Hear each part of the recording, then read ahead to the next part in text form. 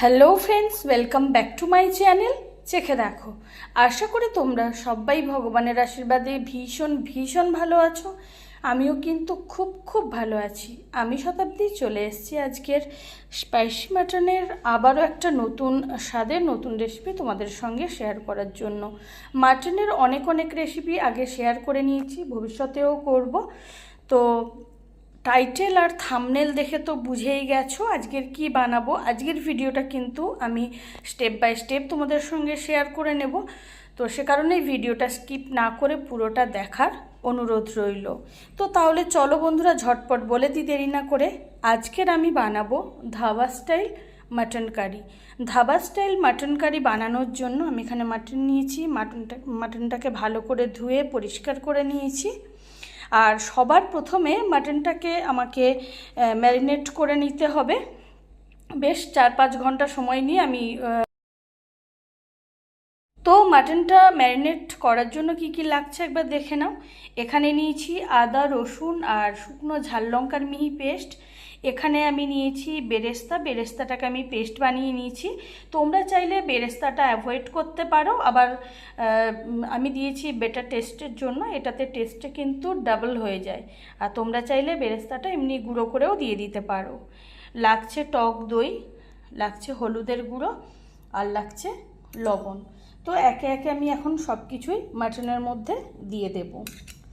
আর মাটনটা তোমরা চাইলে বন্ধুরা ম্যারিনেট করে সাথেও রান্নাটা করে নিতে পারো, আবার চাইলে ওভারনাইটও রেখে দিতে পারো। দিয়ে দিচ্ছি হলুদের গুঁড়ো,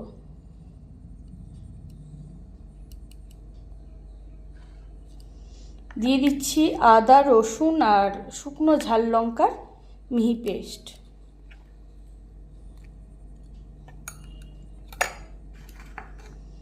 দিয়ে দিচ্ছি টক দই, আর দিয়ে দিচ্ছি বেরেস্তার পেস্ট। তো মাটনটাকে এখন সব কিছুর সঙ্গে খুব ভালো করে মাখিয়ে নেব, খুব সুন্দর করে ম্যারিনেট করে নেব। মাটনটা যত বেশিক্ষণ ম্যারিনেট করে রাখা হবে তত কিন্তু মশলাটা খুব ভালো মতো ঢুকবে, তাতে করে মাটনের টেস্টটা কিন্তু অনেকটাই বেড়ে যাবে।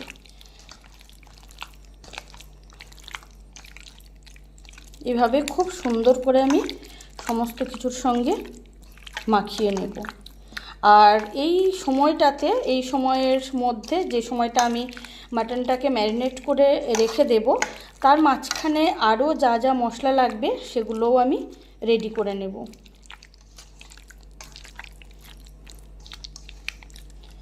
তো বন্ধুরা, মাটনটা কিন্তু ভালো করে সব কিছুর সঙ্গে মাখিয়ে নিয়েছি। তো এটাকে এখন আমি ঢাকা চাপা দিয়ে 4-5 ঘন্টার মতো রেখে দিচ্ছি। তো বন্ধুরা, এখন কিন্তু 4-5 ঘন্টা হয়ে গেছে আমি মাটনটাকে ম্যারিনেট করে রেখেছি ঢাকা চাপা দিয়ে। তো ঢাকনাটা আমি এখন খুলে দিচ্ছি। আর অফ ক্যামেরাতেও আমি বেশ কয়েকবার ভালো করে মাটনটাকে নাড়াচাড়া করে দিয়েছিলাম, ভালো করে, যাতে ম্যারিনেশনটা ভীষণ ভালোভাবে হয়, সমানভাবে হয়, আর মাটনের মধ্যে মশলার ফ্লেভারটা খুব ভালো মতো ঢোকে। আর এই সময়ের মধ্যে বাকি যা কিছু লাগবে সেগুলোও কিন্তু আমি রেডি করে নিয়েছি। তো চলো সেটাও দেখে নাও কি কি লাগছে। নিয়েছি পেঁয়াজ কুচি, এখানে নিয়েছি ধনের পেস্ট। আমি মিক্সিতে ধনেটাকে ভিজিয়ে রেখে একটা মিহি পেস্ট বানিয়ে নিয়েছি। তোমরা চাইলে ধনে পাউডারও ব্যবহার করতে পারো। আর তোমরা মোটামুটি সবাই জানো আমি কিন্তু কখনো রান্নাতে বাজারের কেনা মশলা খুব একটা দিই না আর কি, প্যাকেট গুঁড়ো মশলা। আমি নিজেই মিক্সিতে হোক বা শিলনোড়াতে পেস্ট বানিয়ে নিই। তো আমি এখানে পেস্ট বানিয়ে নিয়েছি। আর এখানে নিয়েছি টমেটোর পেস্ট, তোমরা চাইলে টমেটোর কুচিও দিতে পারো। লাগছে চেরা কাঁচা লঙ্কা, আর লবণ হলুদ তো ছিলই, যদিও ম্যারিনেশন সময় দেওয়া রয়েছে মাটনে, কিন্তু যদি লাগে দিতে হবে। আর নিয়েছি এখানে বেশ কিছু গোটা মশলা, যার মধ্যে রয়েছে গোটা জিরে, গোটা গরম মশলা, বড় এলাচ নিয়েছি 2টো, তেজপাতা, এগুলো নিয়েছি অবশ্যই ফোড়নের জন্য। তাহলে চলো বন্ধুরা, তো বন্ধুরা আছে কিন্তু কড়াইটা বসানো রয়েছে। আর আমি যে বেরেস্তা ভেজেছিলাম সেই তেলটাতেই রান্নাটা করব। তো তেলটাকে প্রথমে একটুখানি গরম করে নেব। তেলটা ভালো মতো গরম হয়ে গেলে প্রথমে আমি গোটা গরম মশলা, গোটা জিরে, তেজপাতা এগুলো ফোড়ন দিয়ে দেব। তো এখন কিন্তু তেলটা ভালো মতো গরম হয়ে গেছে। তো এখন দিয়ে দিচ্ছি গোটা মশলা ফোড়ন।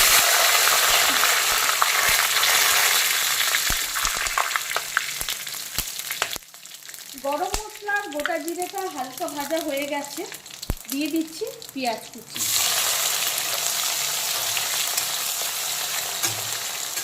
এখন বেশ কিছুক্ষণ পেঁয়াজ কুচিটাকে হালকা বাদামি কালার করে ভেজে নেব। খুব বেশি কড়া করে কিন্তু এটা ভাজবো না, যেহেতু আমি বেরেস্তাটা দিয়েছি ডার্ক গোল্ডেন ব্রাউন করে।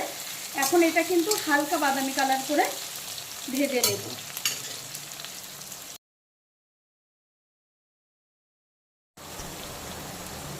তো বন্ধুরা, পেঁয়াজ কুচিটা কিন্তু এখন হালকা বাদামি কালার করে ভেজে নিয়েছি, সেটা তোমরা দেখে বুঝতেই পারছো। এর থেকে কড়া কিন্তু আমি ভাজবো না, কারণ এখনো বাকি মশলাগুলো কষানোর সঙ্গে সঙ্গে কিন্তু পেঁয়াজটাও আরও কষানো হয়ে যাবে। তো এখন দিয়ে দিচ্ছি চেরা কাঁচা লঙ্কা। আর লবণটা কিন্তু আমি এখনই দেব না, কারণ মাটনটাকে ম্যারিনেট করার সময় লবণটা দেওয়া ছিল, সেটা কিন্তু মাথায় রেখে যদি দরকার হয় তখন দিতে হবে।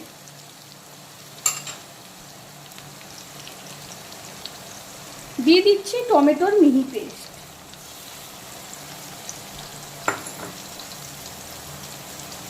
আর দিয়ে দিচ্ছি আরও কিছুটা হলুদের গুঁড়ো, অবশ্যই পরিমাণ মতো। মাটন ম্যারিনেট করার সময় হলুদের গুঁড়োটাও দিয়ে রেখেছিলাম। এখন আবারও 2-3 মিনিট সময় নিয়ে টমেটোর পেস্ট আর কাঁচা লঙ্কাটাকে একটু কষিয়ে নেব ভালো করে পেঁয়াজের সঙ্গে।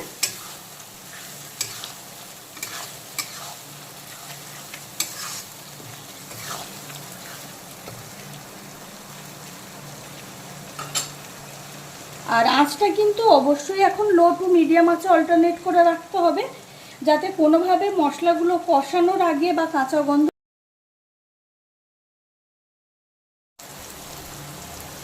তো এখন কিন্তু আবারও 2-3 মিনিট সময় নিয়ে লো টু মিডিয়াম আঁচে অল্টারনেট করে করে টমেটোর পেস্ট দেওয়ার পরে আর চেরা কাঁচা লঙ্কাটা দেওয়ার পরে আমি কষিয়ে নিয়েছি মশলাটাকে। আর দেখতেই পাচ্ছ বন্ধুরা, মশলাটা খুব সুন্দরভাবে কষানো হয়ে গেছে। তো এখন আমি দিয়ে দিচ্ছি ধনের পেস্ট। আর যেহেতু ধাবা স্টাইল মাটন কারি বানাচ্ছি, সেখানে ধনের পরিমাণটা কিন্তু একটু বেশি দিতে হবে। আর একটা কথা, আমি এখানে জিরেটা ফোড়ন দিয়েছি, তোমরা চাইলে অবশ্যই জিরের গুঁড়ো বা জিরের পেস্টও ব্যবহার করতে পারো। তো ধনের পেস্টটাকেও আবারও 2-3 মিনিট সময় নিয়ে একটু কষিয়ে নেব।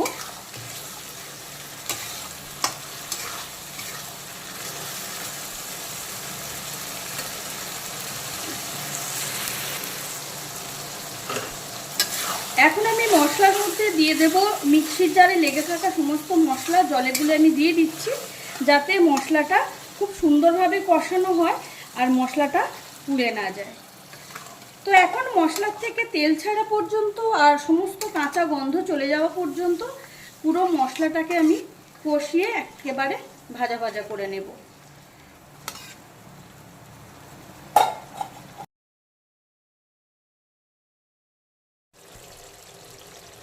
তো এখন আবারও প্রায় 5-7 মিনিট সময় নিয়ে পুরো মশলাটাকে ভালো করে কষিয়ে ভাজা ভাজা করে নিয়েছি। এখন অপূর্ব একটা ভাজা মশলার কিন্তু স্মেল ছাড়তে শুরু করেছে, আর দেখতেই পাচ্ছ মশলার চারদিক থেকে তেলও ছেড়ে গেছে।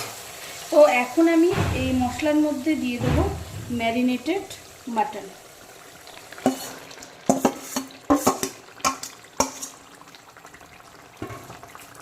এখন প্রথমে 2-3 মিনিট সময় নিয়ে লো টু মিডিয়াম আছে মাটনটাকে সমস্ত মশলার সঙ্গে মিক্সড করে নেব ভালো মতো। আঁচটা কিন্তু এখনই ফুল ফ্লেমে দেব না।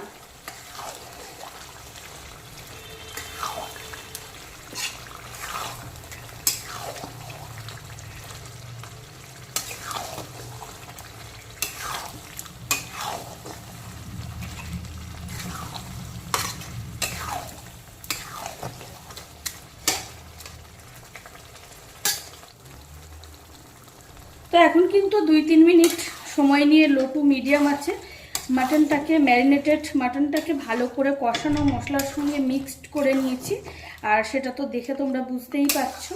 তো এখন কিন্তু আঁচটাকে মিডিয়াম টু হাই ফ্লেমে অল্টারনেট করে করে ঢাকা চাপা দিয়ে দিয়ে বেশ কিছুক্ষণ কষিয়ে নেব। তো আঁচটা আমি এখন মিডিয়াম ফ্লেমে করে দিলাম, আর কড়াইটাকে উপর থেকে ঢাকা চাপা দিয়ে দেব।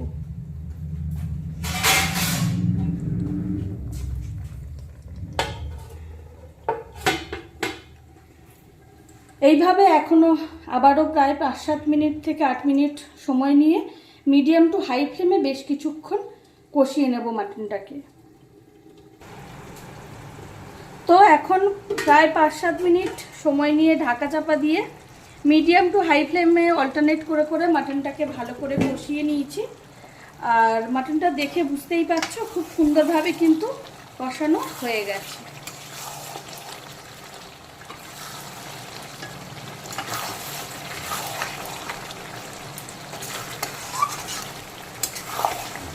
তো এখন আমি মাটনের মধ্যে দিয়ে দেব সামান্য পরিমাণ লবণ।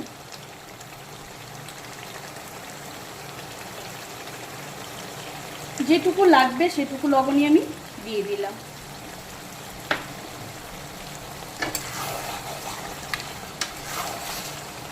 আর মাটনটা যেহেতু বেশ কিছুক্ষণ 4-5 ঘন্টা আমি ধরে ম্যারিনেট করে রেখে দিয়েছিলাম, তাই খুব বেশি সময় কিন্তু লাগবে না। তো এখন আমি দিয়ে দেবো বেশ কিছুটা গরম জল।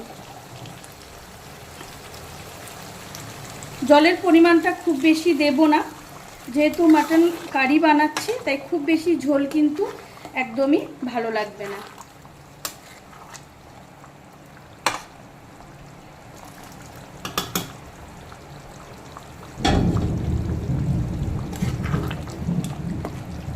এখন আবারও ঢাকা চাপা দিয়ে প্রায় 10 থেকে 15 মিনিট সময় নিয়ে ফুল আছে আমি বাকি রান্নাটা করে নেব।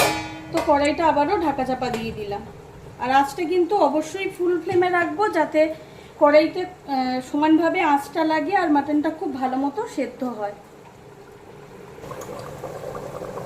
তো বন্ধুরা এখন কিন্তু 5 মিনিট হয়ে গেছে। আমি ফুল আছে ঢাকা চাপা দিয়ে ফোটানো জলটা দেওয়ার পরে মাটনটা রান্না করে নিয়েছি। আর এখানে তোমাদেরকে আমি একটা কথা বলে রাখতে চাই, আমি সব সময় বলি যে আমি মাটন প্রেসার কুকারে রান্না করাটা খুব একটা পছন্দ করি না। সেক্ষেত্রে আমি একটুখানি সময় নিয়ে রান্নাটা করতে বেশি পছন্দ করি।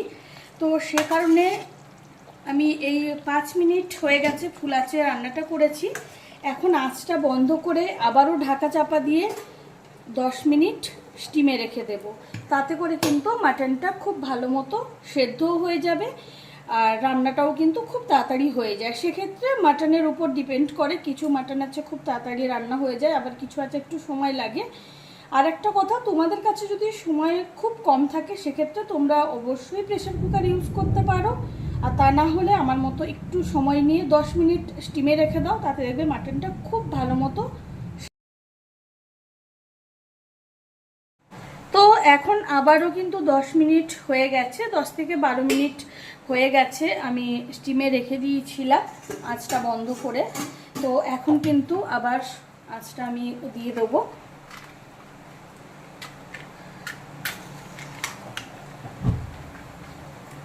তো এখন ফুল আছে আবারও 2-3 মিনিট একটু ভালো করে নাড়াচাড়া করে নিলেই কিন্তু রেডি। আর মাটনটা কিন্তু খুব সুন্দরভাবে সেদ্ধ হয়ে গেছে, আর এখন অপূর্ব একটা স্মেল কিন্তু অলরেডি ছাড়তে শুরু করেছে।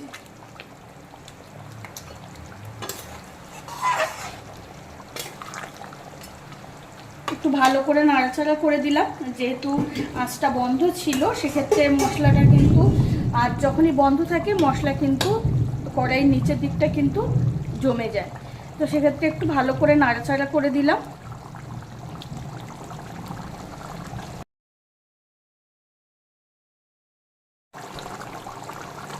তো এখন আবারও 2 থেকে 3 মিনিট সময় নিয়ে মাটনটাকে ফুল আছে আরও একবার ফুটিয়ে নিলাম। এখন কিন্তু রান্নাটা একেবারে complete, dhaba style mutton curry একেবারে রেডি। এখন দিয়ে দিচ্ছি উপর থেকে কিছুটা ধনেপাতা কুচি।